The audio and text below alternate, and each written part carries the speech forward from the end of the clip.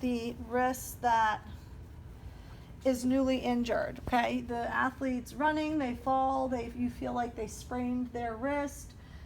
You could be maybe sure that they didn't fracture and you just want to stabilize it and start the process of rest, ice, compression, etc., okay?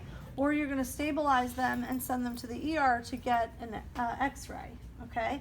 Either way, let's say you don't have a cock-up splint nearby that you could just put on them, you're going to create one, okay? So you just have them be in whatever wrist position. I do like about 20 degrees, but if he's like, ow, that hurts, keep me in neutral, okay? That's where we want to kind of be. From there, we're going to take our Coban wrap, okay? Remember, you don't need spray with Coban, because if we're doing this, they're not playing, okay? They're just going home. They're going to do their rehab, or they're going to an ER somewhere for some reason, okay?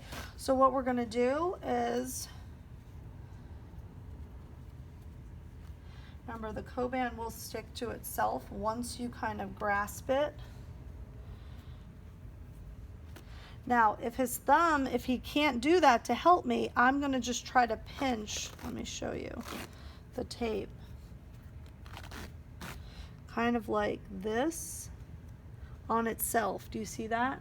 So if that's like really hurting because maybe the thumb is also involved, then you just let them be, okay? So whether he's in complete neutral or 20 degrees, you get to decide that. If he can handle 20 degrees, that's where I prefer him to be stabilized.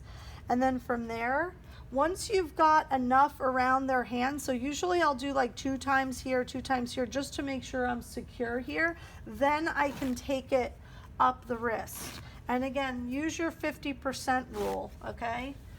Here I'm not being fancy with my bucket weave or my basket weave. I'm just kind of doing a nice easy spiral, okay? Go up as high as you think you need to. If it is the wrist, likely I've passed really where I need to stabilize, but we want to go up into a little bit of the forearm.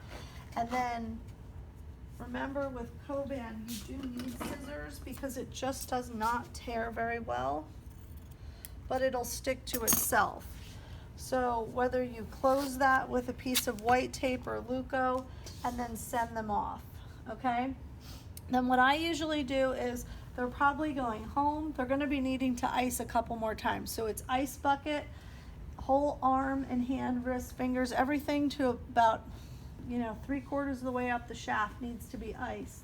So same way we would do the ankle, whether you just stay in there for the 10 full minutes, or we do a little like whirlpool action where we get some wrist motions, some circles, some flexion extension, drawing the alphabet, or just moving through the ice bath like so.